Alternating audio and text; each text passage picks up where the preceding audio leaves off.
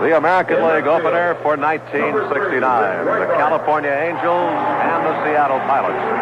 Good evening, everybody. This is Don Wells with Dick Enberg and Dick Nelson. So good to have you with us from Anaheim Stadium.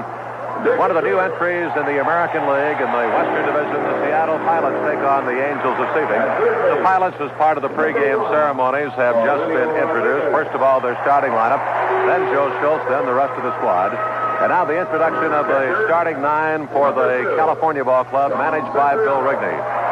So what can you possibly say? I have been privileged to be on hand now for all of the Angels openers since 1961. But I have to say that this is one that I have certainly looked forward to, and I think that mainly because of the men who are in blue, the Seattle Pilots.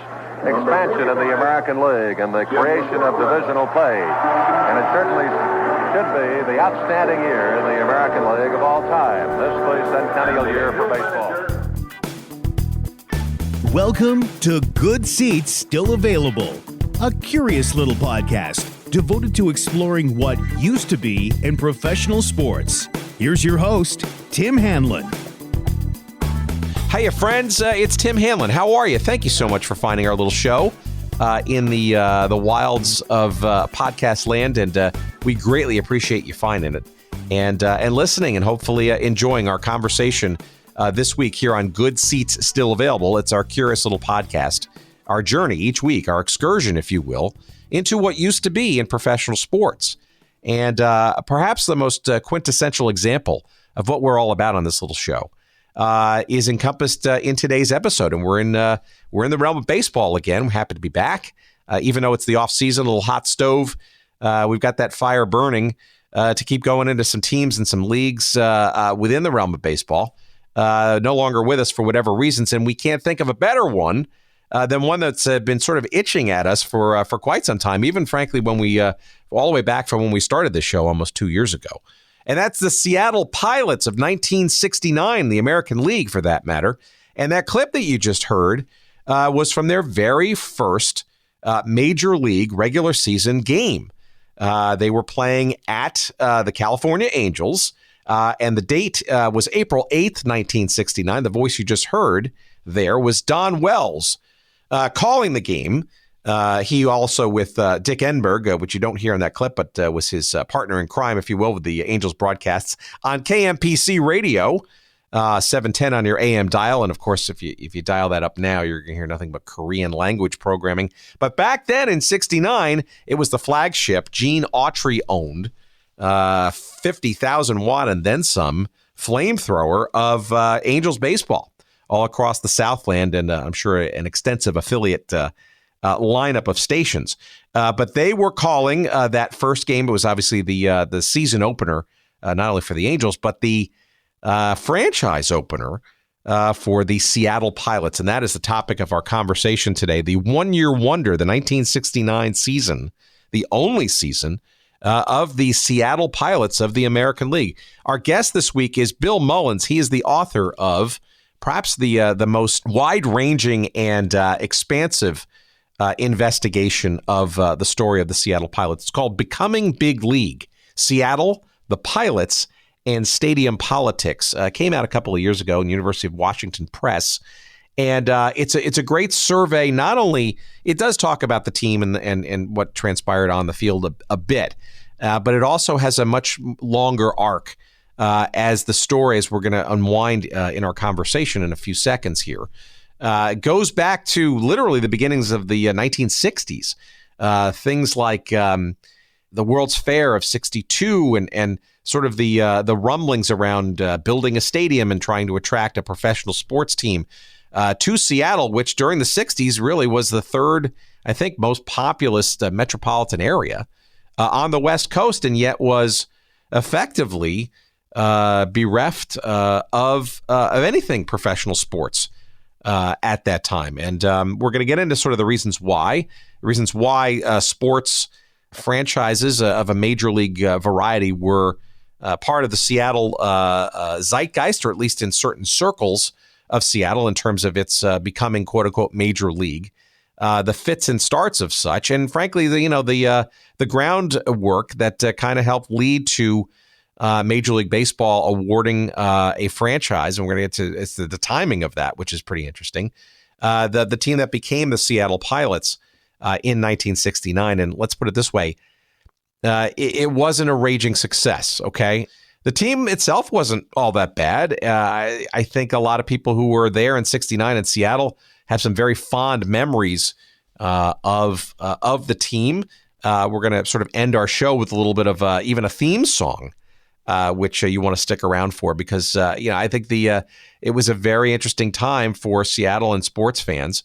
But let's put it this way: there were a bunch of elements there that sort of conspired against the team. Some of which of its own doing, actually a lot of it of its own doing. Some of which actually was not of its own doing.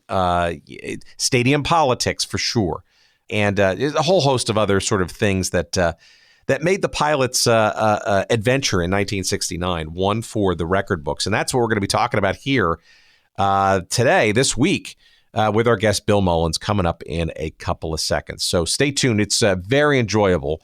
And of course, as always, very educational. I learned a whole bunch, and I think you will as well. And I think it's appropriate that we not only welcome you to the proceedings, but we also welcome, yes, a brand new sponsor to our ever-growing roster of folks supporting our show. And we appreciate our new friends at Streaker Sports for stepping up to the plate, if you will, and being a sponsor of our show. And we're ecstatic, especially this week, because not only do they have great shirts and wear of teams and leagues and a lot of great sports history stuff at streakersports.com this week, it's appropriate because they have a beautiful 1969 replica Seattle Pilots t-shirt in all kinds of different sizes. It's in baby blue. It's a gorgeous color, and it's got that original and frankly somewhat iconic Pilots logo.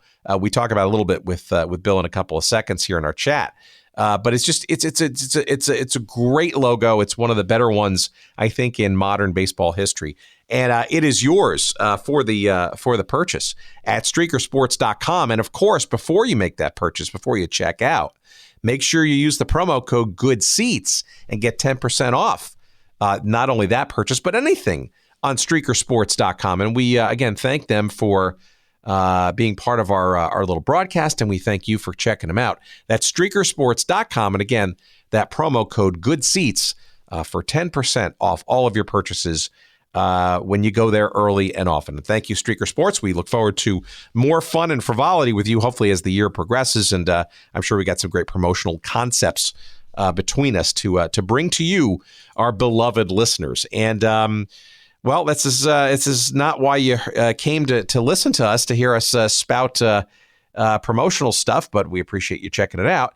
You came to listen to great conversations around teams and leagues, no longer with us, and this is our attempt this week to do so. And this is our chat that we had just at the end of the calendar year of 2018 with our new friend Bill Mullins, and we're talking about the Seattle Pilots of 1969.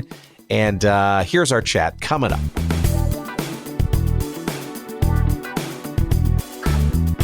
So we've been doing the show for about a year and a half, and as I think I've told you on an email, the idea is to sort of focus on stories and teams and leagues no longer around, defunct, or otherwise relocated or whatever. And when I originally envisioned this show, one of those teams that struck me as sort of an everlasting enigma, right, was or is this 1 year wonder that is and was the Seattle Pilots. So I'm enthralled with the topic, and I'm ecstatic that we could use your book as the excuse to have an interview, at least, or an introductory conversation, I guess, would probably be a more layered conversation about the Pilots. Before we get into it, though, maybe you could give our audience a sense of who you are, what your background is, and how you stumbled across this story enough to devote a hefty tome to it.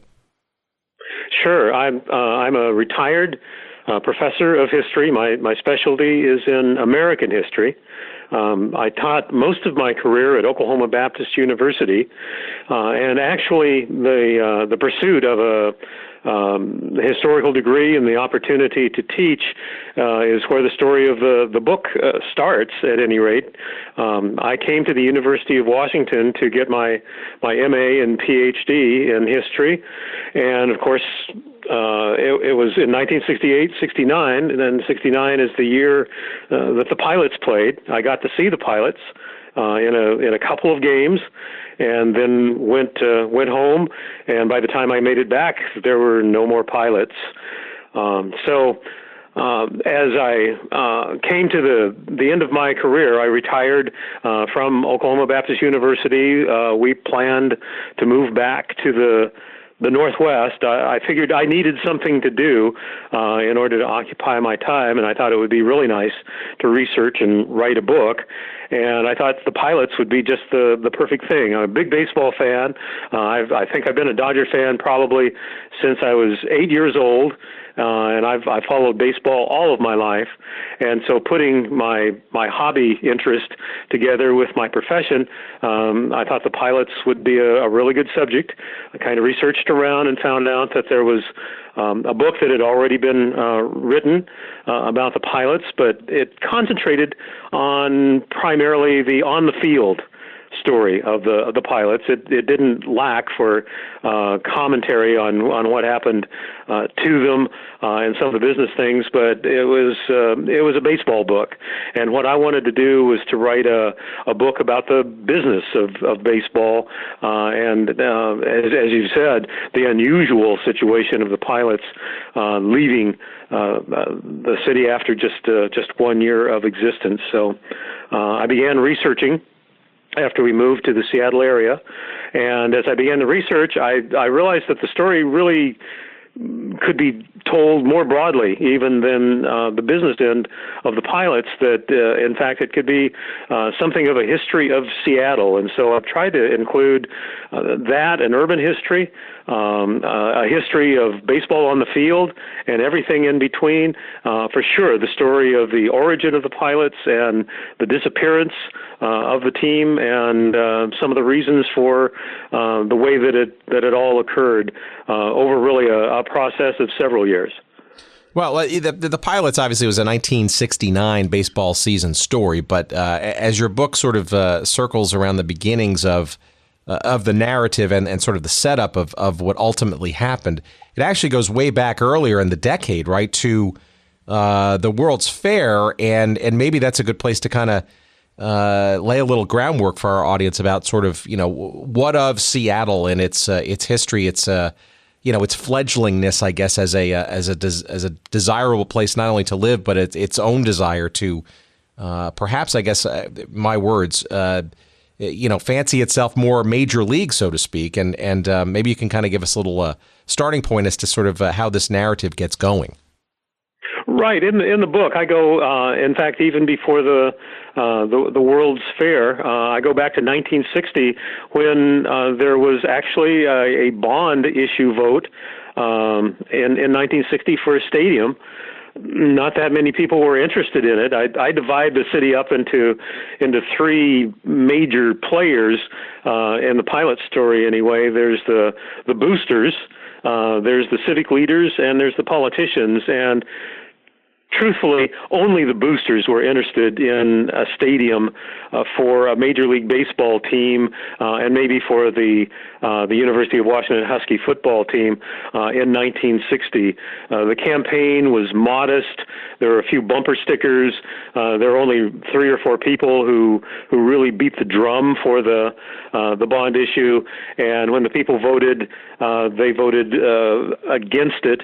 It only got a 48% vote, and in the state of Washington, it takes 60% for a bond issue to be passed. So it fell well short of any possibility. And then the World's Fair is where the excitement began to pick up.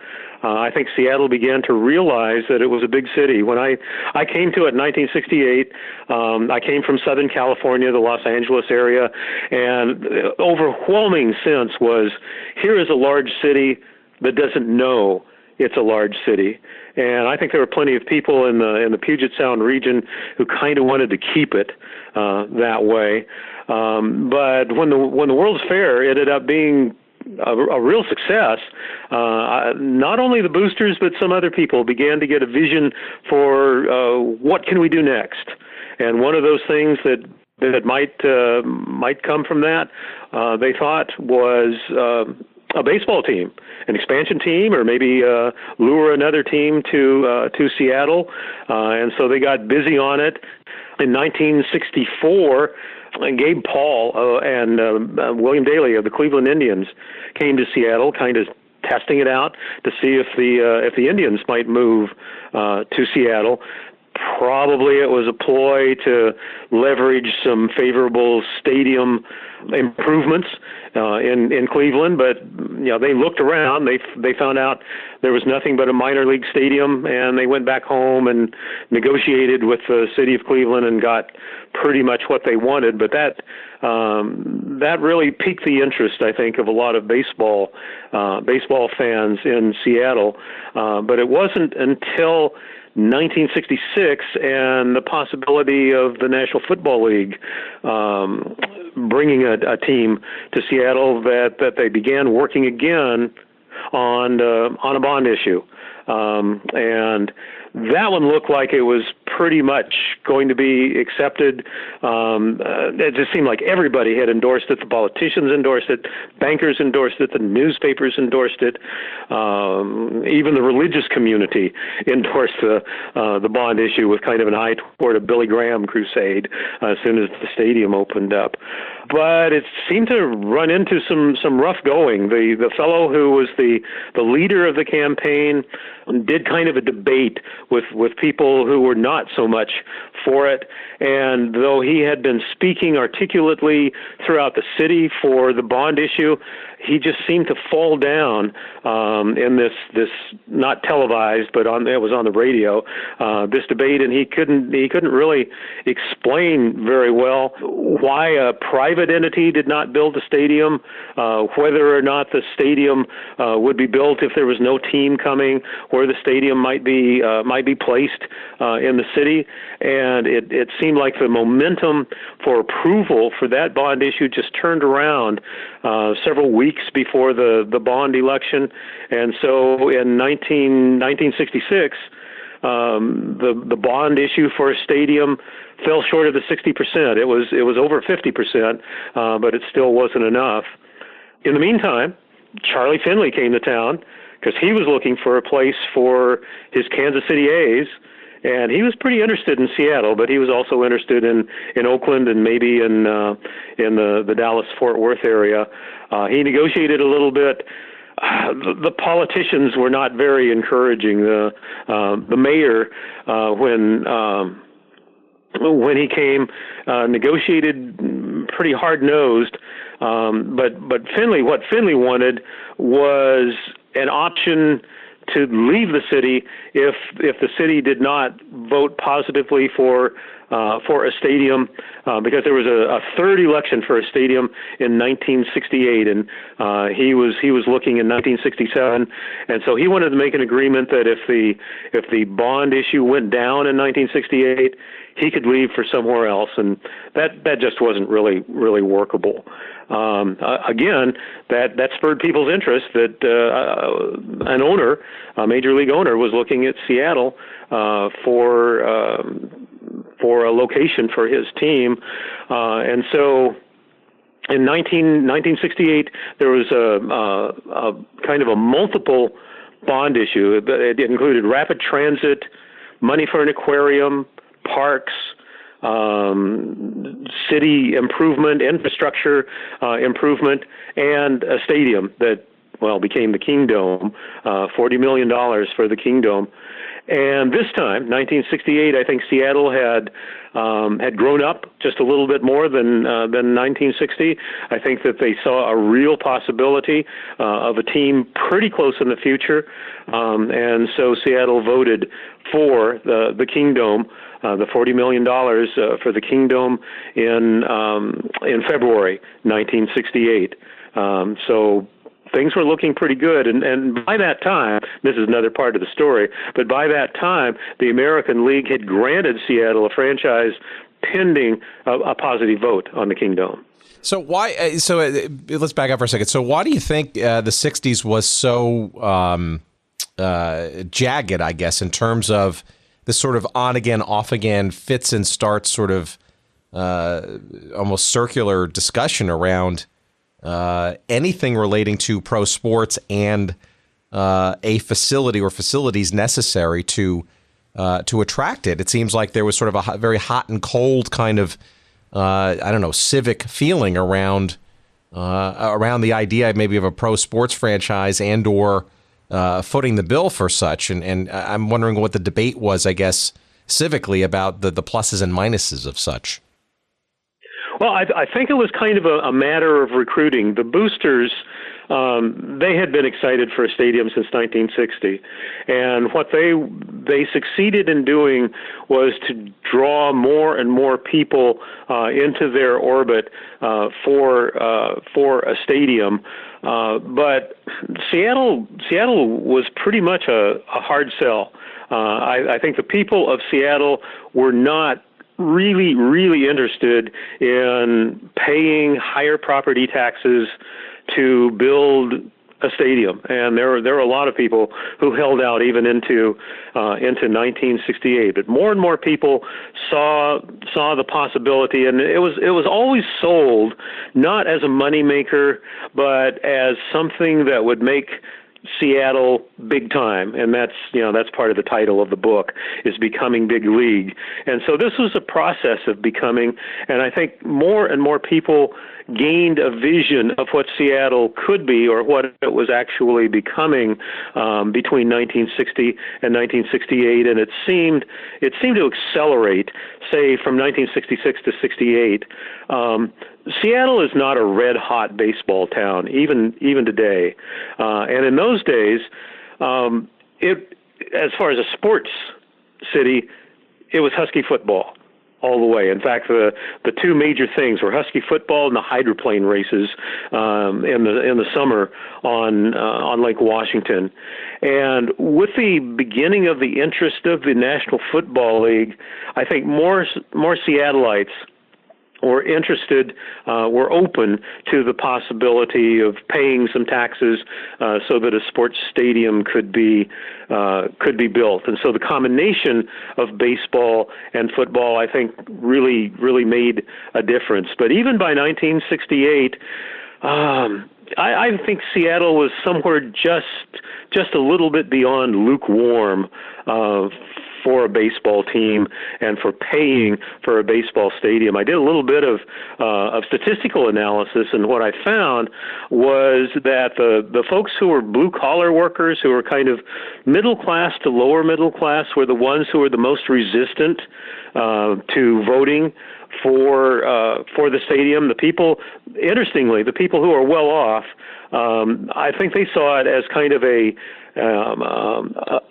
civic advancement, and they voted for the stadium. The people who are not so well off were still willing to tax themselves for something that maybe they enjoyed, and the people in the middle came reluctantly to voting for a stadium. And I think, as you put it, that it seems like it starts and stops, but I think it's a progressive recruitment of this middle group, more and more of them coming to supporting a team, to building a stadium. And again, when the pilots were here, I really doubt that the middle class was fully on board for having to pay for a stadium or shelling out for a ticket to go to a baseball game more than once during the season. Well, that's interesting too. There's also another sort of angle to this, right? The 60s, especially sort of the latter half of the decade, right, where it was almost sort of this, maybe the beginnings of an awakening, I guess, on professional sports around things like expansion, right? The great expansion of NHL in 67, 68. You had the beginnings of the American Basketball Association, the first of what became just a litany of challenger leagues that went way into the 70s. You're mentioning the potential outreach of the NFL. Obviously, baseball had expanded, albeit pretty slowly. And 1967 also was the arrival of, wait for it, the Seattle Supersonics of the NBA. Now, granted, not the NBA of what we know today, right? Sort of much more of I won't say looser collective, but certainly it was basketball. It was one of the big four major sports leagues, right? And in many respects, right, it had to be a shot in the arm to Seattle's culture and various elements of the economic fabric of the city to kind of give it, if you will, literally and figuratively, some major league status that might then now also perhaps mean more interest in other pro sports too. Right, and the Sonics are a part of the story. I'm not sure how important, but they're there. The Sonics were the first major league team that came to Seattle because they made it to Seattle in 1967. They came the way a number of teams came to Seattle. There was ownership that was out of the city, and they brought a team to Seattle, and that's kind of the way the Pilots came as well. Again, this group of people who I call the boosters, they were always talking to the American League or the National League about having a team, but the politicians were just totally quiet about that. There was no group beating the drum, and the civic leaders, the people who are the business folk in downtown, they welcomed sports. They did have that feeling. They were convinced by the boosters that having a major league team would make the city a major league city, a big league city. But they weren't willing to just really work for it. There were comparisons throughout this whole story of the rise and the fall of the Pilots, of how if this had been in, and then put in your city, Kansas City, if this would have been in Anaheim, if this would have been in my city, said major league owners, we would have raised money in 10 days. And that just never happened in Seattle. Boeing is one of the parts of it. Boeing is kind of a curious part of Seattle. It's what made Seattle in those days. It was really a company town in the 1960s. Boeing was everything, but Boeing really held itself aloof from Seattle culture, from Seattle politics, from Seattle charity. Boeing said, well, we have a lot of employees and they will be active in your city, and that will be our contribution to the city. But there was nobody that was a part of Boeing that took the lead in recruiting the Sonics, the Seahawks, or the Pilots to Seattle. And without Boeing, that's an important economic aspect that just goes missing from the story of bringing sports to what was really a big city. Yeah, right. It was I still think it is. Well, I don't know geographically now, but at the time, right, it was the third largest population center on the West Coast, right? Outside of the two big cities in California. Right. And it was the 15th largest media market in the entire United States. Yeah, I mean, so it was due for major league sports. Yeah, by numbers. Yeah, and that again, and having lived there for a period of time too, there is how can I best put it? A provincial quality to Seattle, which I think is and the Pacific Northwest generally, which I think is an amazing not only curiosity but admirable sort of spirit. But I also.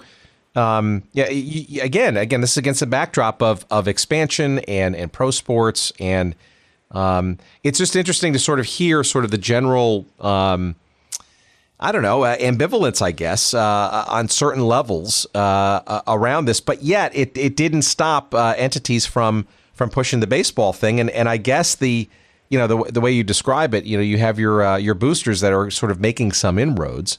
Maybe we can get a little closer to the lead up to the actual formation and the events sort of surrounding the creation of this franchise. Maybe you can want to delve into sort of like the 1967, 66, 67-ish kind of lead up period, because it seems to me that the chief cook and bottle washer behind this franchise was literally a baseball guy, one, very much entrenched with a relatively successful minor league team in Seattle, the Pacific Coast League, of the Rainiers. Maybe give us a story of sort of how he sort of came about and I guess, without very much money, kind of became kind of the central leader of all this. Well, he certainly was the local face of the pilots, and we're talking about Dewey Soriano, who was really a pretty good baseball fellow. In the book, I kind of sketch out a possibility of him becoming commissioner of baseball. It didn't work that way, but he had been a general manager of a couple of minor league teams when the pilots were created. He was the president of the Pacific Coast League, and he and his brother were really important people in I guess financing the pilots and getting them all set up. The story really kind of goes back to Charlie Finley wandering around looking for a place to move his Kansas City A's. He was really upset with Kansas City. They had promised him some things, but not on paper. They had reneged on those promises, and being the kind of blustering fellow that he wasn't going to fool around with Kansas City anymore. He wanted a new place. And as I said, he had looked at Seattle, but wasn't able to come to any agreement that he was satisfied with, and so he ended up in Oakland. The American League gave him permission to move to Oakland, and Senator Stuart Symington, who was one of the senators from Missouri, told the American League that he would campaign as hard as he could in the Senate to end baseball's antitrust exemption. Uh-oh. And that's one of the most precious things that the baseballers prize for themselves, the Major League Baseball prizes for itself. And so they got busy right away, and they expanded or voted an expansion team to Kansas City, and they needed another one to balance it out, and they voted one for Seattle. Again, the boosters had always been talking to American League officials, Joe Cronin, the president of the American League particularly, about the possibility of a team in Seattle, but it was really the American League that pursued Seattle as much as Seattle pursuing the American League. At that particular meeting, when the vote was taken in 1967, there were one or two city officials, but not the mayor, not the head of the county council. They were minor officials, and the American League just kind of hauled off and said, "Seattle, you're it." Symington pressed them to start the team in Kansas City and Seattle in 1969. So there was only there was just a one-season lead time for them to get ready, and for sure for Seattle, that just wasn't enough. Well, so it's really a case. Go ahead. I was going to say, so Symington, right? So this is it's ironic, right? Because you had Finley kind of leaving Kansas City, and yet you have the senator from the state of Missouri who's pushing to deal with the loss of this A's franchise with a replacement franchise literally the next season in '68. It seems to me that Symington, was unwittingly almost the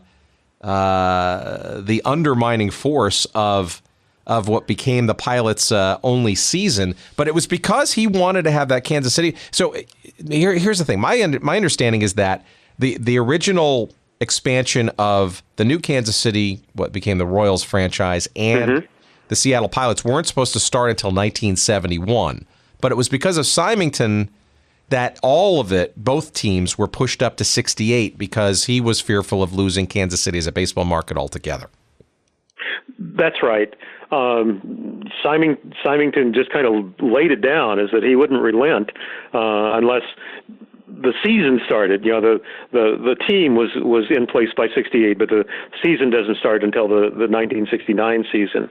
And that just wasn't enough preparation time for Dewey Soriano and the other people that were working with him.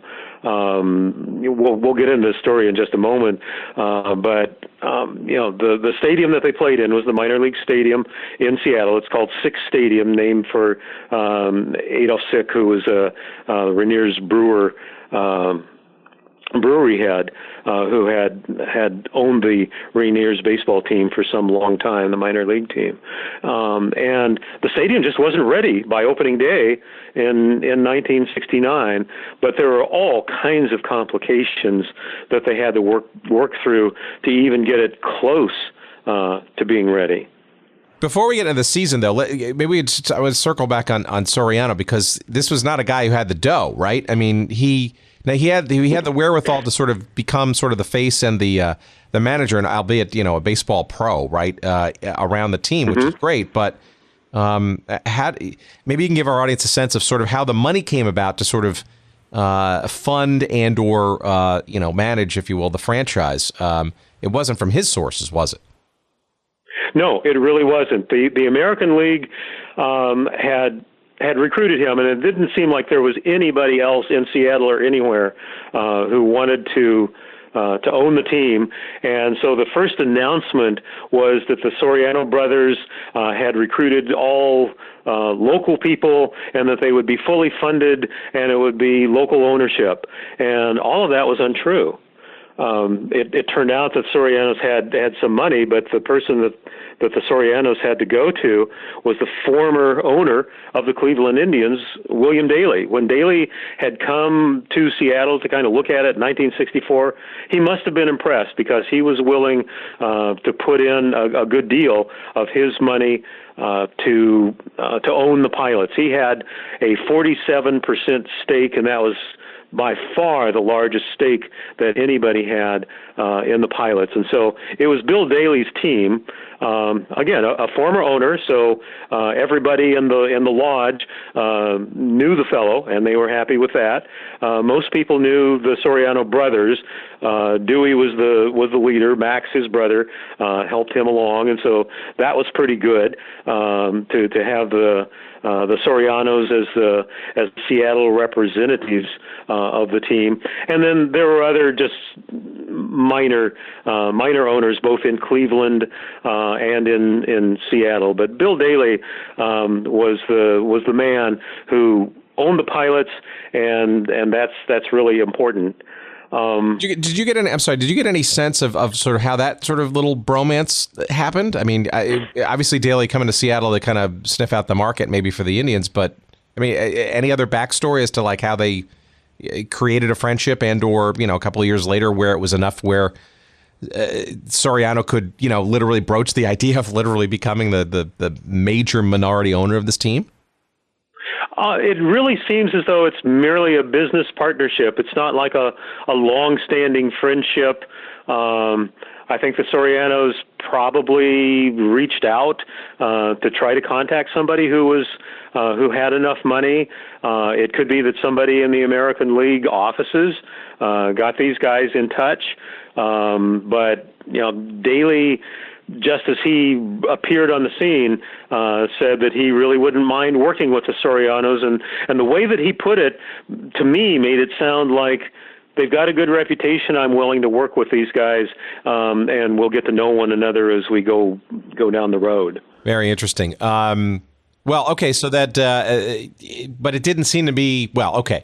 So the money is there, at least in the beginning, it seems, and but the time, as you pointed out before, is now not on their side, right? There is literally no time to waste to kind of get this franchise up and running to begin the 1969 season. Which how does that happen, right? Doesn't seem like it allows for very much in the way of quality or infrastructure. And I mean, you mentioned the stadium, but what of that, and what else in the months that led up? It seems like it was almost. I don't know, shall we say doomed from the start? But maybe It certainly wasn't auspicious, and they made some interesting headway in trying to lure Seattleites into the into the stadium. They had a name the team contest. There were a variety of names that were suggested, like the Green Sox, the Rainiers, the Mariners, and some others. But it was pretty clear that pilots would be a pretty good pick if you were a part of this contest, because Dewey Soriano, as well as being a baseball man, was a harbor pilot. And so it wasn't a surprise to the press relations fellow that pilots ended up being the name for the team. And it's kind of clever because it denotes both the waterborne aspect, the Puget Sound and the Pacific Ocean for being a pilot, but also the Boeing connection. And so the logo was a ship's steering wheel with a baseball in the middle with a couple of little angel wings off to the side to make people think of both airline pilots and seagoing pilots as well. It's a great. I mean, for those logo nerds out there who listen to this show, it's charming, and I think the charm continues. I think even more so because it only lasted for a year. But it's a very cool logo, and it's a very interesting dynamic of how you sort of blend those two or those three sort of dimensions together all in one. That's right, and the uniforms reflected that as well. The uniforms were gold and blue. The sleeves had stripes, like a airline pilot or a ship's captain. But the main thing were the caps. A nice S on the cap, but on the bill of the cap was the gold braid, the scrambled eggs, as they call it. It was a captain's cap that the players wore. And I think that's the best part probably of the pilot's history is the caps of the pilots. Getting into the stadium part, there was a long argument with the city. The city had bought Sick's Stadium by 1968, and so the negotiations went on between Dewey Soriano and the mayor, Dorm Bremen. They were long, they were grueling. Bremen gave Soriano a deal as they negotiated that really wasn't quite as good as the deal that Charlie Finley refused to embrace. The pilots had to pay $165,000 a year for 5 years, and there was just no way that they would be in Sick's Stadium for 5 years. 4 years would have been the maximum had things gone the way they were supposed to go. So they were paying a year's premium in order to get the lease. And the city in return would pay just over $1.1 million in order to install enough seats. Nobody seems to know how many seats there were in the minor league Sick's Stadium. 11,000 is the number that most people use, and the American League wanted 28,000 seats to be placed in Sick's Stadium. That was going to be hard to do in a period of now less than a year, and they couldn't begin the construction. They couldn't even draw up plans until Soriano and the mayor Bremen had finished negotiating, and they negotiated and negotiated, finally came up with a deal, and even then the city council almost didn't vote for it. One of the councilmen said, well, all of this money, it should go for a library in a suburb of one of the neighborhoods of Seattle. It passed, but it didn't pass easily. And so it was pretty deep into October when they began the renovations on Sick's Stadium. And you, having lived in Seattle, and anybody that's been in Seattle, know that, boy, if you begin construction in October, it's going to be hard. It's going to be really, really wet. It might be cold, but there's going to be a lot of mud, not just dirt, to deal with. And that turned out to be the case. The other problem was that they were working on a consultant's estimate of how much it would cost. And when they sent out the bids came in at 65% above that estimate. And so they had to negotiate again on what the stadium was going to be like. The 28,000 seats came down to 25,000 seats. The quality of the lighting of the field was reduced. It wasn't, well, I guess it was major league quality, but just barely. Plywood was used wherever plywood could be used rather than sturdier structures to renovate the field. And I'm not sure if it was true or not, but Bob Short, who was the owner of the then Washington Senators, when he came to see Sick's Stadium with his team, he said that the box seats were nothing more than a bunch of metal folding chairs like you'd find at a funeral home. Nobody said that the stadium measured up to major league standards as the season went on. The American League never signed off on Sick's Stadium as something that it approved of, and there were other problems. The new seats that they put in began to warp midway through the season. As they put in the seats, it wasn't until the second homestand that all of the 25,000 seats had been installed. And as I was saying earlier, when people came to opening day, if they came really early, they could still hear the hammers ringing as bleachers were being put into place for probably what was around 19,000 seats for opening day. At the second homestand, some of the fans kind of looked at their clothing and they had blue stains on it. The paint wasn't dry yet from the seats that they were sitting in, and finally the installer of the seats had to pay the cleaning bill or pay for new suits for the people who had picked up that paint on their clothing. And as the season went on, it turned out the water pressure wasn't sufficient. When there was just a little bit over average attendance, around the seventh inning, the water pressure dropped dramatically.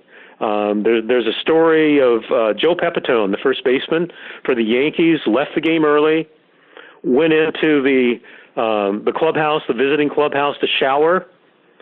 And he came running out of the clubhouse all soaped up into the restaurant area, I hope wearing a towel, yelling about what happened to the water. There was no hot water. The water pressure was so low, and it turned out that the water main that went into the stadium was a 6-inch water main, and for the stadium it was necessary to have an 8-inch water main. They didn't change that until the season had come to a close. In order to activate the lights for a night game, somebody had to climb up one of the poles in order to get them going. There were clogs that affected, I think, sand that got into the electronics of the PA system, and at least once a fire broke out in an electrical box because it had shorted out. And so all of those problems afflicted the pilots as they went on, and Dewey Soriano made a big deal out of it. It would have been a good idea to make a big deal with the city, but not make a big deal in the newspapers, because that meant that the fans were reading about what a crummy stadium it was, and it was kind of less likely that they would come out to sit on, bleachers that were warping, that had no backs, in a stadium that was not really properly constructed. So that was really a problem. One more problem that I think Soriano brought on himself was the ticket prices. The pilots had among the highest ticket prices in all of the major leagues. Their highest ticket was $6. The next highest was like $4 in San Francisco. Their cheap tickets were $2.50 when you could see a Yankee game for 75 cents in the far reaches of Yankee Stadium. One of the newspaper reporters really reacted well when he said, "Great Soriano, where are the cheap seats?" And there just weren't cheap seats in Sick's Stadium. And I think that Soriano kind of had an idea that because it was Major League Baseball, he could charge more and the people would come out even with higher charges. And that was a really serious miscalculation.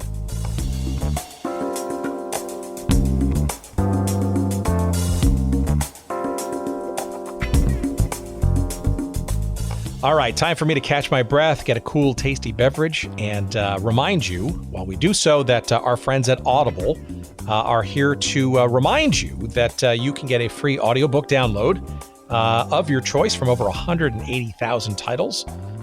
If you go to audibletrial.com/goodseats and use that link, of course, to try for yourself a free audiobook on us, gratis, if you will. And you will love the idea of audiobooks. It's an awesome way to kill time and occupy and stimulate your mind, perhaps when your eyes are busy doing something else. And of course, there are plenty of interesting books to be found, especially in the world of sports and sports history. I think our audience might enjoy a few of these, of course, including the seminal work by baseball legend Jim Bouton. It's called Ball 4. It is not only written, but it's also narrated by him. You could use your free credit for that book. And of course, as you know, Ball 4 centers around the 1969 one-year wonder that is the Seattle Pilots of Major League Baseball, but obviously the background for a whole lot of other observations about the sport of baseball. And it remains to this day perhaps one of the most celebrated writings about the sport of baseball in this country. Of course, you can also, if you're not a big baseball fan, you can go into the world of soccer with the autobiography called My Turn by Johan Cruyff, the late Johan Cruyff, perhaps one of the world's best ever soccer players. He of Dutch heritage, of course. Plenty of great legendary years at club play as well as national team play for the Dutch team, as well as, for our audience, maybe a little bit of interest, his journeys in the North American Soccer League in the late 70s and early 80s with the Washington Diplomats and the Los Angeles Aztecs. And of course, if you're into football, there's probably no better book, especially if you find yourself really interested in the sort of deep and rich history of the NFL, with the book called NFL Football, A History of America's New National Pastime. It is written by Richard Crepeau and narrated by Marlon May. That, too, is an audiobook that you could choose from over, like I said, 180,000 titles. There's got to be something in there that's going to be of interest to you. And by all means, give it a try. And we appreciate your doing so at audibletrial.com/goodseats. And again, you're going to get your free audiobook download. You can cancel it anytime. And again, even if you cancel it, you can keep that book as long as your device exists. So again, we appreciate it. Give it a try. audibletrial.com/goodseats. And now, back to our conversation.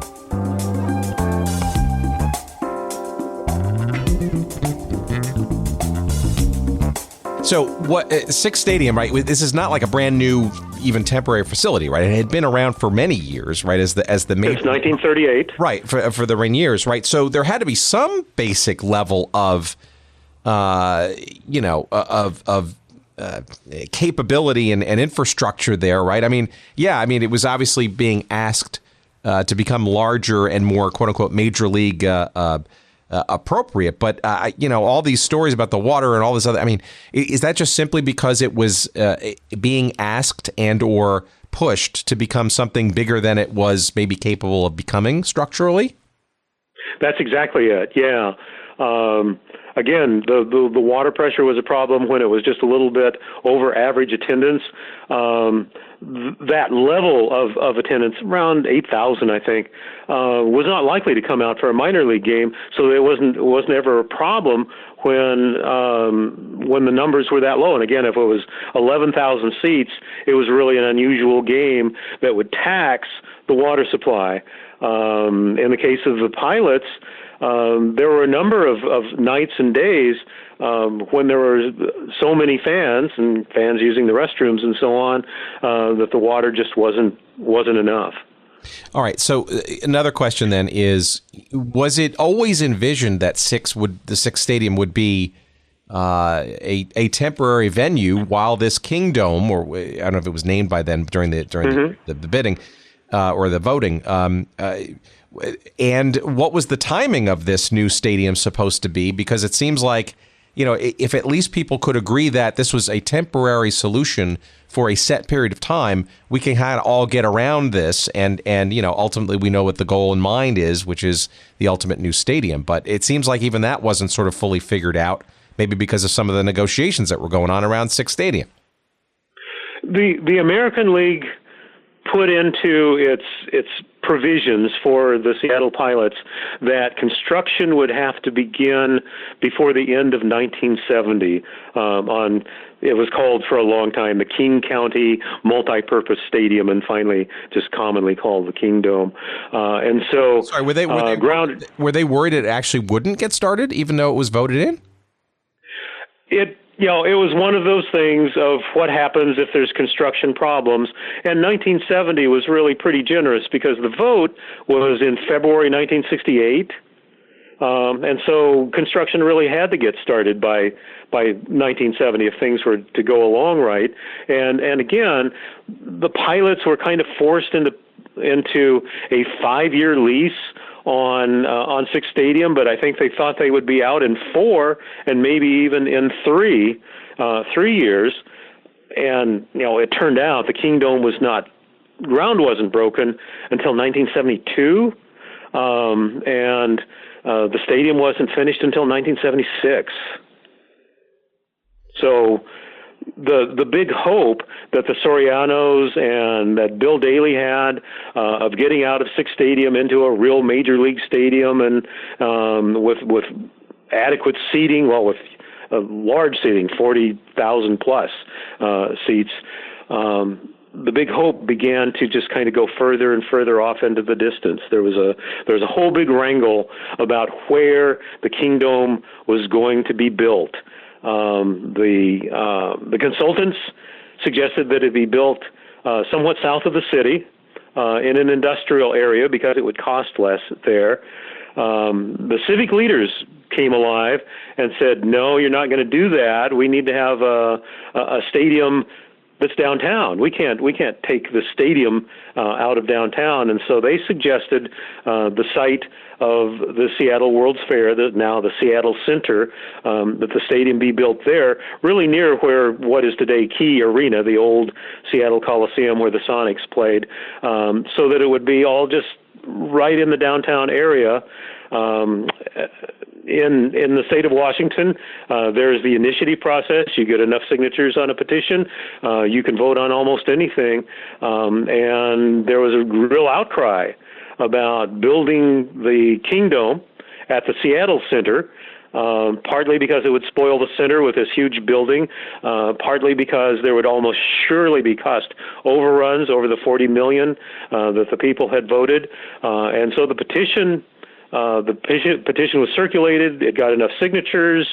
In 1970, after the Pilots had left, there was a vote, and the Seattle Center site was rejected by the people of Seattle, and they had to go through the siting process once again. So there are all kinds of difficulties in moving from Sick's to the Kingdome because there are all kinds of difficulties in getting the Kingdome built. All right, so I got 2 more questions related to this. Was there any other place besides Sick's Stadium that could have been a temporary location for this team, say in 1970, if there had been a second season, or in any of the following seasons, given the delay in this Kingdome site selection process and construction process, or was there no other choice in this city? There really was no other choice. The only other large stadium in the city was Husky Stadium, and Husky Stadium was it wasn't a real possibility for baseball. Yeah, because it was a football-centric construction.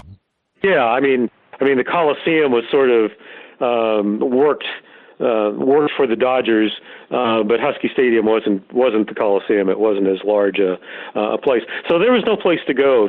The argument, the discussion as the Pilots were beginning to leave was a discussion over who was going to pay for further renovations to make Sick's Stadium, let's say, equivalent to Seal Stadium in San Francisco, where the Giants played for at least a year, maybe 2 years, before they went to Candlestick.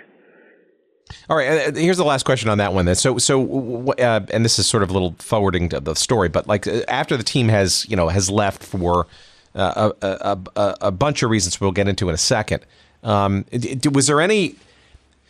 What was the thinking then once the team had left? Was there anything that then caused certain people in the mixture to pause the thought about the stadium? I mean, they had lost the team, right? And yet the stadium had been voted in prior to the team's arrival or during the team's arrival. And now the team was gone. So I'm wondering if people sort of had some remorse about following through with this stadium now that the team had left. Or did they kind of redouble their efforts and go, you know what, if we don't build this stadium, we're never going to have a shot at anything professional, baseball or otherwise? And this is the real flip-flop in the Seattle political landscape.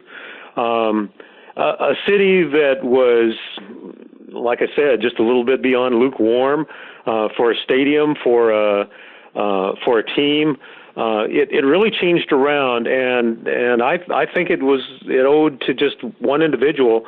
John Spellman became the county executive. That's sort of like being the mayor of the county. And the stadium was a county undertaking. So it was his responsibility. And amazingly enough, he didn't blink an eye. He said, yeah, we're going to build this building even without a team. We're going to be searching for a team as we build it. But he didn't hesitate at all to continue the building process. And I give him a lot of credit because I'm a baseball fan, and I think that building the stadium was a good thing to do. I give him a lot of credit for forging ahead when almost the rest of the Seattle city political landscape probably would have just thrown up their hands and put the money in the bank for some later day. It's all very interesting. All right, so let's get into and we don't have to go through sort of the on-field stuff, but I know your book does touch on some of the issues. But I guess at some point, God forbid, we'll be able to get. I'd love to get Jim Bouton before he just sort of gives up doing interviews, and there are a bunch of other sort of players and related sort of things that we can do, hopefully, to get more about sort of the on-field performance and all that kind of stuff. But maybe you can sort of give our audience a sense of encapsulating, I guess, sort of what this season was all about, because you had high ticket prices. It wasn't the least attended team in the major leagues, but it was fairly close. It was about fifth. Yeah, and the on-field performance was not bad. I mean, it was not great, but they weren't sort of complete. They didn't lose every game, right? How did the season sort of unfold, and sort of when did the wheels truly come off, and why, in your estimation? Well, for an expansion team, it didn't go badly through July. They would have winning streaks, they would have losing streaks. Into July, into the very first part of August, they were in third place in the Western Division. Joe Schultz just he's the manager, made an offhand comment of, I think this team could end up in third place. He really wished the rest of the season he had never said that, because the general manager, Marvin Milks, pretty well held him to it. Milks was not type A, he was type A+, and wanted to win at all costs, not the kind of general manager that an expansion team really needs to have. But he really pressed Schultz on his third place prediction, and they held third place, amazingly enough, behind Oakland and Minnesota those years until July, and then the wheels did come off in August. And I think the reason was that the pilots in the expansion draft had drafted mainly older name players. By the expansion draft, I think the Pilots front office, that Soriano knew that he was in some trouble luring fans to the ballpark, and that he needed names in order to get them there. So there's Don Mincher and Tommy Davis and Gary Bell and Steve Barber, who hopefully would be recognizable enough names to come to the ballpark. But the problem with that is that these older guys began to break down as the season came to a close, and there are plenty of people on the disabled list or just sitting out a few days by August and September. That combined with the fact that The Pilots had to play Baltimore and Detroit a large number of times in August and September, meant that the season just crashed.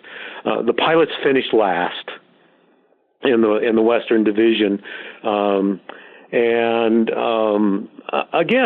they were kind of a representative team. Interestingly enough, they had the same record. The Pilots had the same record as the Mariners did their first year.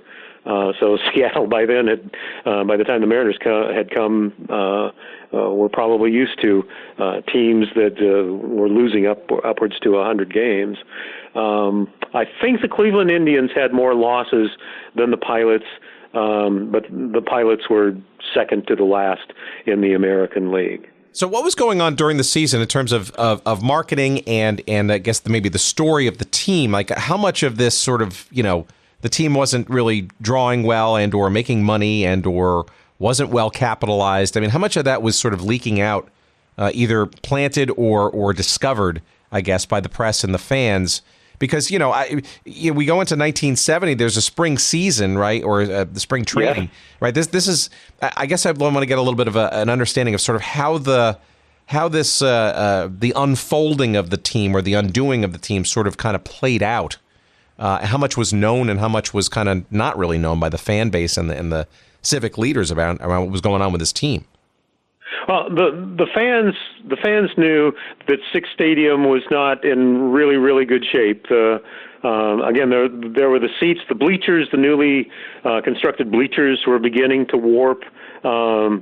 Anybody who came out once and sat in the bleachers knew they were uncomfortable because they were just boards to sit on. The promotions that they held were not the greatest.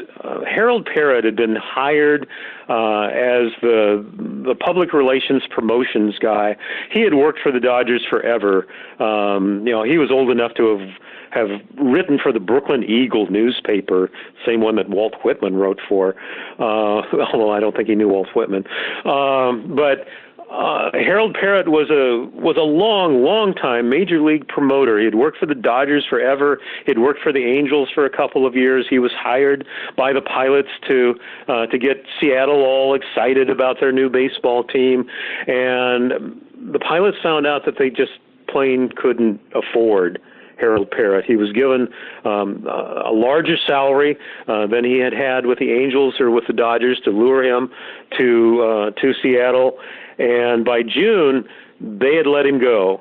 There's some other problems with Harold Parrott as well. There's some misfeasance, at least, story came across that I think I've conveniently forgotten. But anyway, I have a feeling that he was let go for other reasons besides his salary. But that was the main problem. They just couldn't afford him, and so they just kind of jury-rigged some promotions. The best promotion they had was a bat day.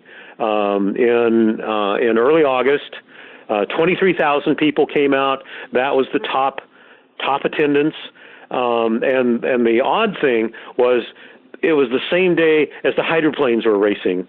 And again, hydroplane racing is a big deal in Seattle. Not so much today, but boy, in 1969, that's the place to be, is out on Lake Washington watching the hydroplanes tool around Lake Washington. But they took a chance.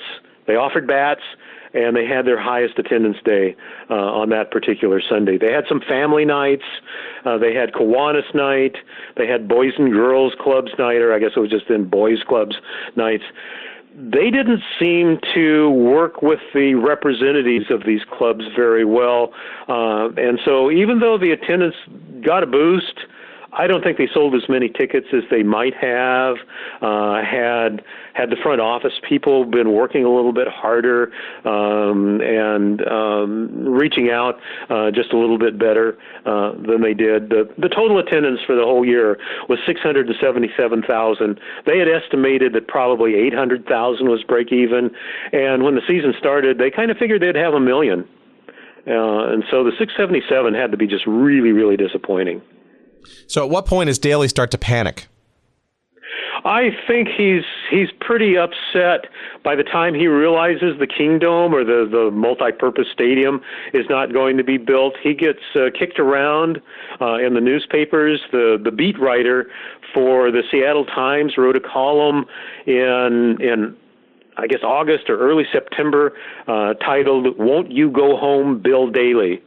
And really chewed him out. And I'm not sure if that was the tipping point. He was already looking around for some place to move, and he had said, I'm going to give this city one more year, and we'll just see. And that's what kicked off this column.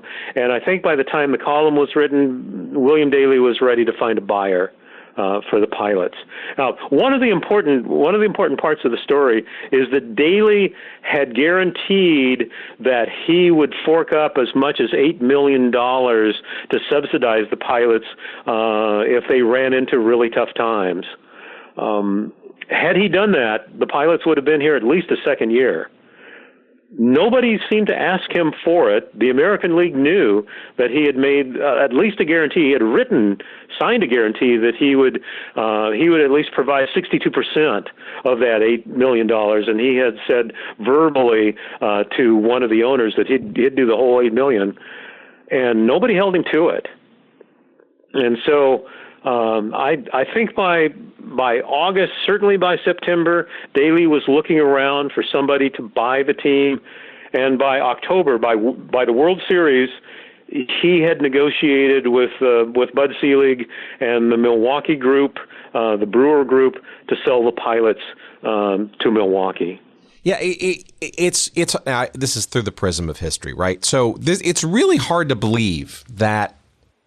Before, basically by this, not even really by the official end of the season, everybody was, both Daly and Soriano were at the point where they would literally be reaching out to move or sell the franchise. I mean, not even after one, if you will, fully complete and post-mortemed season, right? It almost feels to me like this stadium thing, right, because of its delay. It's not like people didn't know that this was, that the plan was going to be in the next couple of years for the stadium to eventually get built, right? I mean, why would you fritter away what took so long to get there in the first place? Why not adjust the prices, say, next year? Why not, try to make some more temporary improvements to the stadium, knowing that ultimately at the end of the road, maybe ill-defined still, that there was going to be a brand new stadium at the end of all of this. Right, and I think most people figured by the end of 1969, early 1970, that the stadium wouldn't be built in a particularly timely manner. But still, it would surely be built. Maybe it would be possible to move in the middle of the 1973 season at the worst. So yeah, they had to last 2 or maybe 3 more seasons in order to get into the Kingdome. But that was a real hope. And one of the things is that 8 major league teams made less money than the Pilots did. Partly because the Pilots charged so much for their tickets, they did get the higher margins. They did get a good deal of money. They had better attendance than 4 teams, and then there were 4 other teams that charged maybe more reasonable ticket prices, and so the Pilots had more revenue than these other teams. And they were just ready to move. And I think it was the frustration with the way the stadium was going. It was a feeling that people in Seattle, like I said, they don't like baseball that much. Again, even today, Seattleites love winning teams. If they're baseball, they don't much go out for losing teams. They'll go out for losing football teams, but not for baseball teams. And I think it was that even more stronger in 1969. There didn't seem to be a whole lot of hope. But again, if there's a villain in the book, it's Bill Daly, because he reneged on his promise to keep the Pilots around, and he could have kept them around for sure. All right, just a couple of quick questions on this as we round third base and sliding into home, hopefully, for this conversation, which has been great because I learn a ton on these conversations, and having only lived in Seattle for about a year and a half, I'm completely naive to all of this stuff. Where was the American League and/or Major League Baseball in all of this? Right? Where is there any backstop? Is there any financial, support or help, or does anybody reach out to Major League Baseball? I mean, again, you're there for not even for a season, and you've got the stadium at the end of the horizon. Why do you just abandon it so quickly? It boggles my mind, again, through the lens of history. So the story of the final days of the pilots kind of talks about the American League. The Daly and the Sorianos had made a handshake agreement with Civic and the Milwaukee Brewers to move the pilots to Milwaukee for the next season, which meant the 1970 season. It was sort of an open secret from October on, and Seattle sent a delegation to the next meetings later on in October, and they had a fellow. His name is Fred Dans, who was an owner of movie theaters and other recreation facilities in Seattle, and he was going to be the leader of the local folks who would buy out the pilots, who would buy the pilots from Bill Daly. He had kind of a hard time. It turned out that the Bank of California had made the pilots a $4 million loan, and they were calling in that loan. So he had to raise $4 million more than he thought he had to raise, and he just couldn't do it. The final backstop was the person that pretty clearly through all of this time, the 1960s into 1970, was the business leader of the city of Seattle. His name is Eddie Carlson. He was the head of the Westin Hotel in Seattle. He ultimately became the head of the combination of Westin and United Airlines, UAL Incorporated, and moved away from Seattle for some time. He was really good. And he put together a consortium to replace the Dans consortium. He was probably the motivating force behind Dans. But he put together a new consortium, and he wanted it to be a non-profit, community-based consortium. And his reasoning was, there's no way that he could get people to put up enough money to buy the pilots. But if he approached them under the idea that they were doing their civic duty, they weren't buying a baseball team, but they were helping out Seattle, he could probably get the money. And he did. He got enough money from private sources. He was able to twist the arm of the Bank of California to reinstate the loan. And he went to the next final meeting, and he had enough money probably to get the pilots through most of the 1970 season. The American League didn't like the nonprofit part. I don't think most of them really understood what he was saying.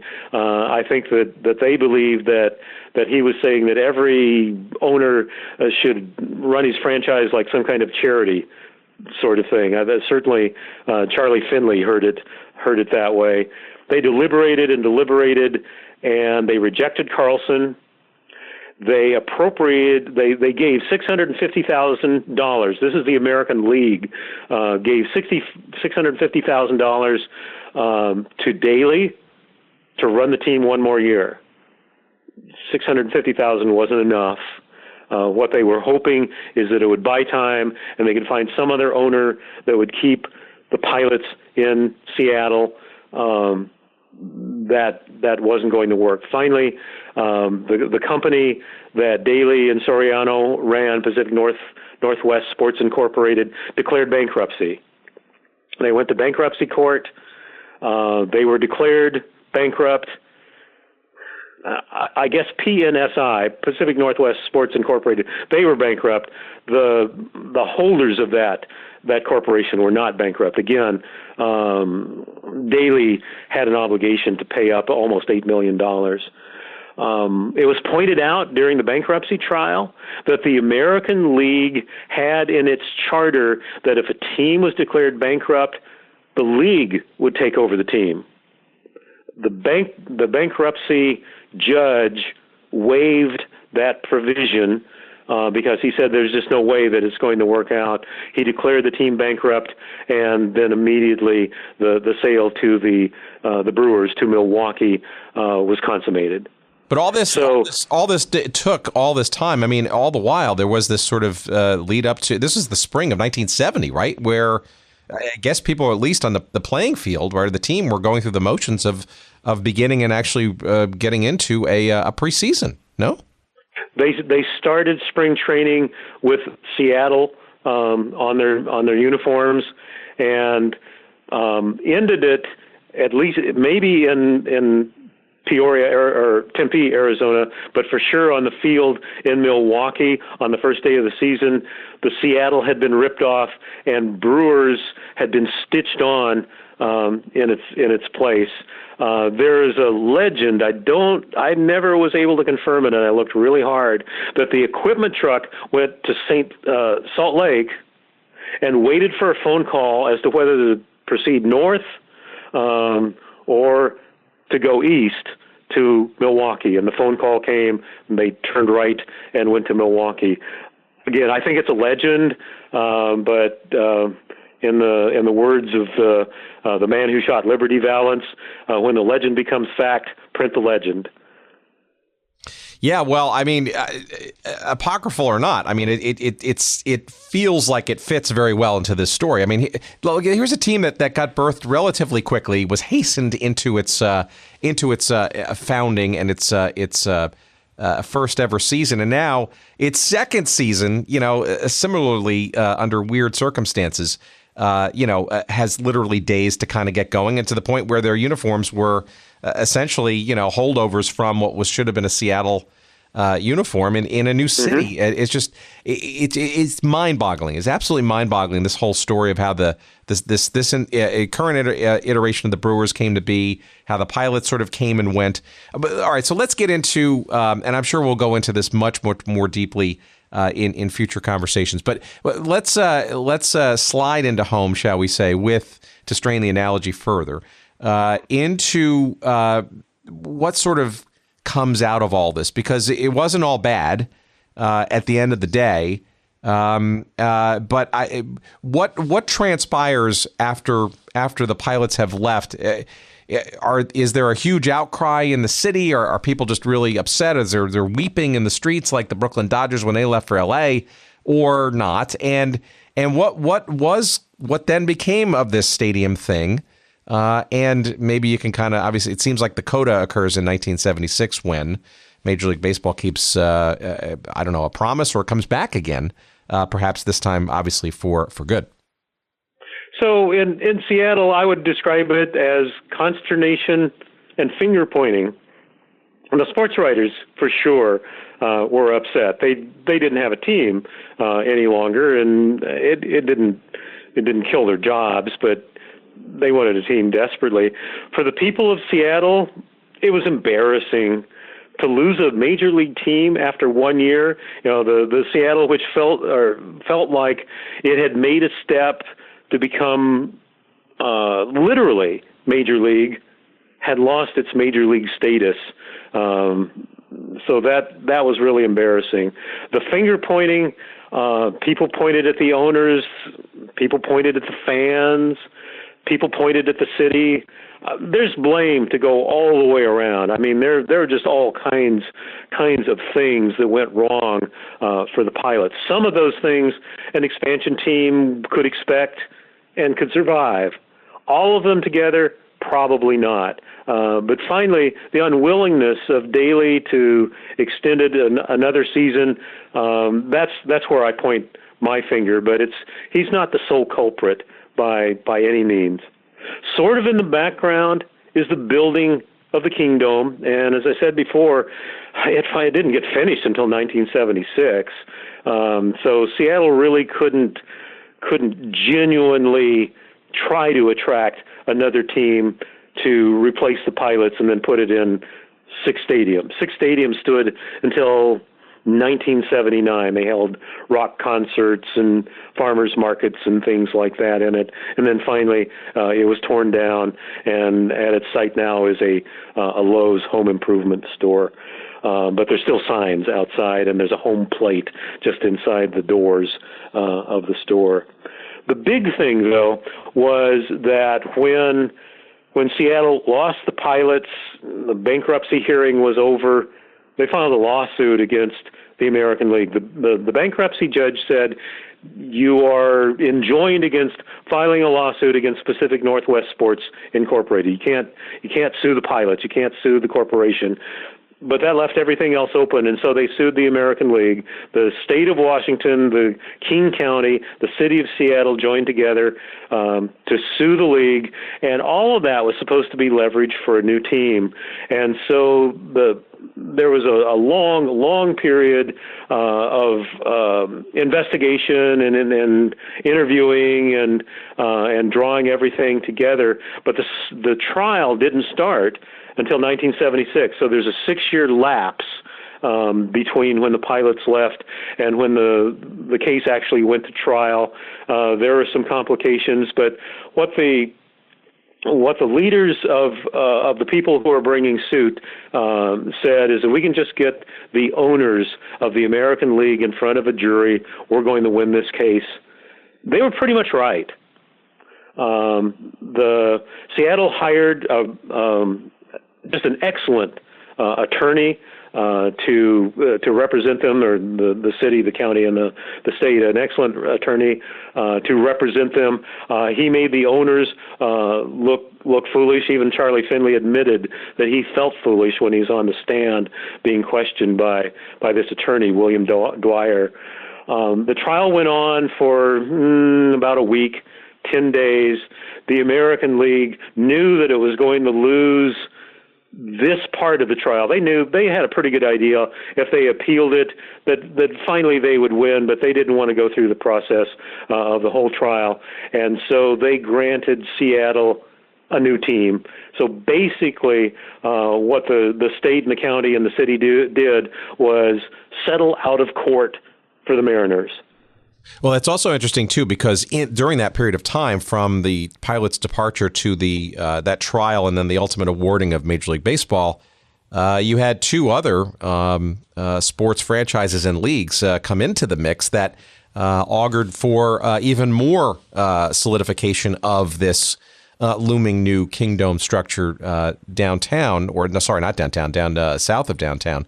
The Seattle Sounders of the North American Soccer League, which I think, if I'm not mistaken, actually wound up becoming the first ever event in the Kingdome's history, if I'm not mistaken. I could be. The first sports event, I think. The first event was sort of an inaugural gala with all kinds of entertainers. There you go. Basically, just to see if they could work the traffic and the parking. Sure, and then obviously the Seattle Seahawks, right, along with Tampa Bay in the NFL. So a lot changed, right, in those intervening 5 or 6 years, strangely and almost ironically, where baseball was not necessarily even the first thought around this new structure, ironically, right? That's right, yeah. The National Football League by 1976, I think there's a pretty good argument that it had become the premier sport in the United States. In 1969, there was no question about it. It was baseball. You know, the NFL was really interesting, but baseball was still America's pastime. By 1976, the NFL was well along if it hadn't already become America's pastime. So the idea of getting the Seahawks was really great for Seattleites. And again, Seattle just seems to be a football city for whatever reason. It was a love affair with the Huskies for a really long time, and then when the Seahawks came, the love affair turned to the Seahawks and continues to today. The Mariners are really clearly the second team in town for Major League sports. Okay, so let me ask you this sort of general question as a capper here, and then we'll let you do some promotion for the book. This has been great. The state of Seattle professional sports now, right? I mean, it just seems like it's teeming, right? The Seattle Sounders, obviously a very successful franchise on a number of different levels. You've got, obviously, a well-regarded Seattle Seahawks football team, the Mariners, with their relatively new dedicated stadium. And now the arrival of perhaps the most expensive NHL expansion franchise ever. Mm-hmm. And I think a lot of people still sort of chafe at the Sonics leaving and perhaps NBA basketball finally coming back. It seems to me that Seattle is very much in and of itself a sports town. And then some now. Are there any lessons that sort of came out of this pilot's experience that maybe led to this? Or what do you think it was just inevitable given the size of the city and the growth of its population and the inevitability of it becoming, quote unquote, major league? Yeah, I think since the mid to late 60s, Seattle has taken 1, 2, or 3 quantum leaps toward being a truly major league city. Where Boeing was the primary employer in Seattle in the 1960s, there's just a really long list. Amazon, Microsoft, Starbucks, Costco, and more that make Seattle. And so one of the things that I say in my book is that major league cities become major league because they have an effect on their hinterland.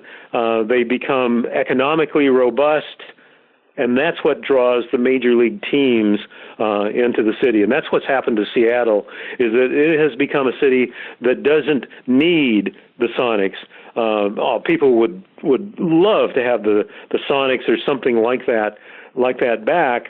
But it wasn't a slap in the face of Seattle. Seattle was a confident city.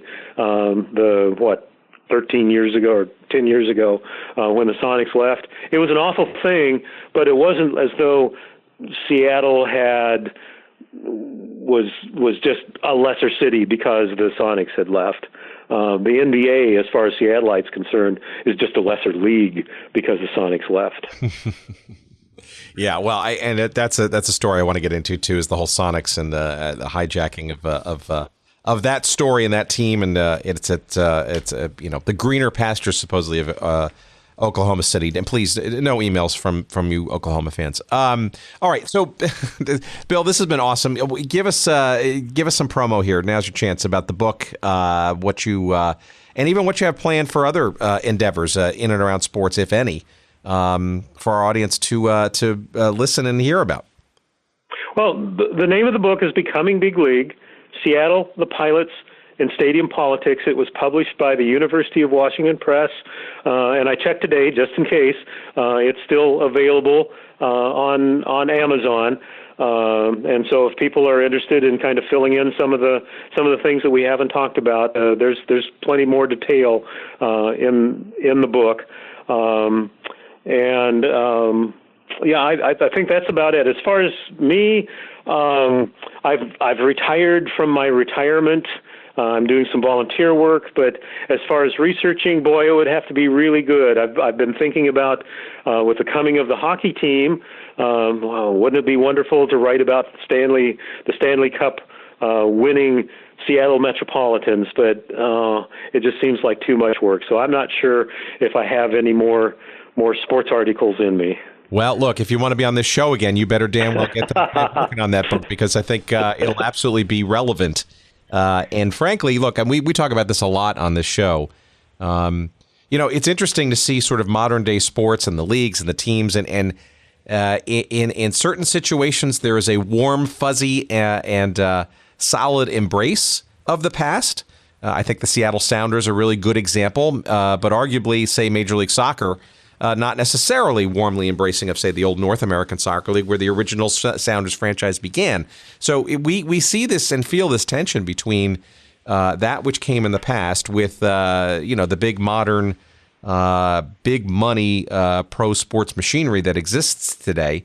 It almost feels to me sometimes that the history of sports and teams and leagues, especially those no longer with us, are more conveniently remembered than they are sort of deeply and richly. And if it were up to me, I would absolutely want to go deep on that the story of Seattle and the history of hockey there before the arrival of this to-be-named team.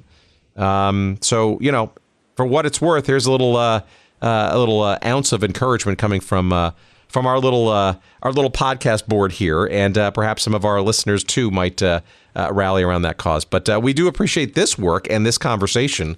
I learned a lot, and I look forward to hopefully getting some more information about this team and more of Seattle sports, because there's plenty more to explore for sure. Well, thank you very much for having me with you. I really enjoyed talking about the Pilots once again. It's a really interesting time in the history of Seattle and in the history of baseball, I think.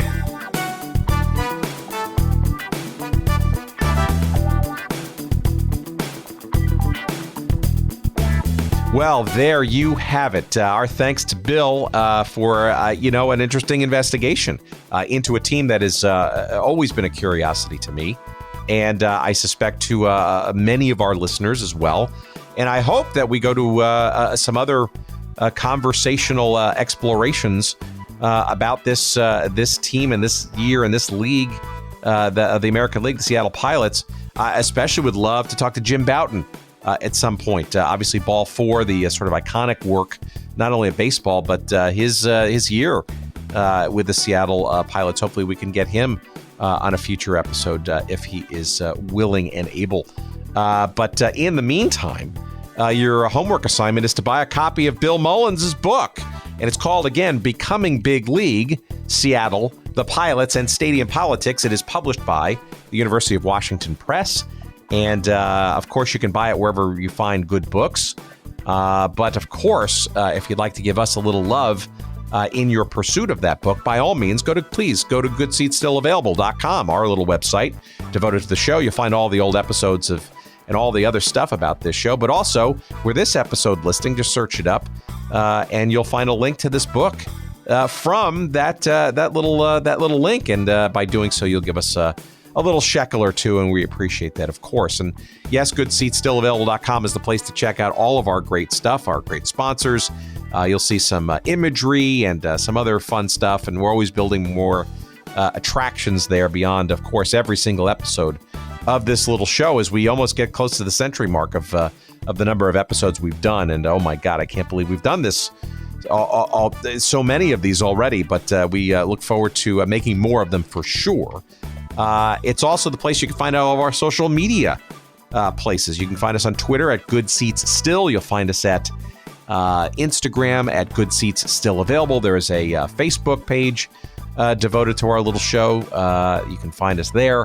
What else? You can send us some email, of course. You can say directly to us or click from the website. But if you want to do it directly, that's hello@goodseatsstillavailable.com. And it's all good. And we appreciate your checking us out, bookmarking us, and interacting with us on social media, your suggestions, your comments, all of that stuff we love. We also love our friend Jerry Payne, in a platonic way, of course, and his team at Podfly Productions. He and they are the ones that are carefully crafting all of our little bits and pieces to make this sound somewhat like a decent and entertaining show. And if you want to learn more about them and their services, if you're interested in podcasting generally, by all means, check them out. They are at podfly.net. Okay, we're going to leave you with not only our thanks and our well wishes until next week. We're going to leave you with, as we promised at the top of the show, the full song. Yes, the Seattle Pilots had their own theme song. They were only around for a year, but they had a really cool theme song, and it's on, of course, the Pilotoon record label. It's the official song of Seattle Pilots. It's called Go, Go, You Pilots. It was written by Ron Belcher, who is a well-known sports broadcaster in the Seattle area, and it went under the pseudonym of Doris Doubleday and his command pilots. Here it is.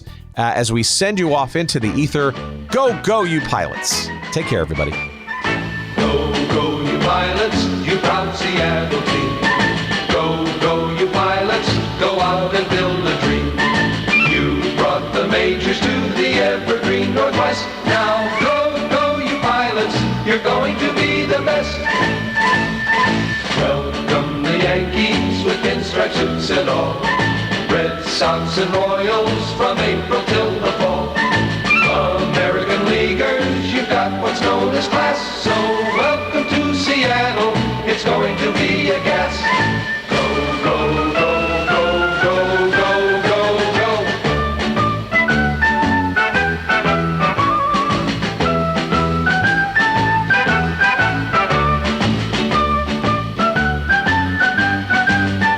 Now go, go, you pilots, you're going to be the best. White Sox and Tigers, the Angels and the A's. See them at the ballpark on those good old summer days. Orioles and Senators, the Indians and Twins. Our pilots ask no favors as they battle you for wins. So go, go, you pilots, you proud Seattle team. Go, go, you pilots, it's time to shout and scream.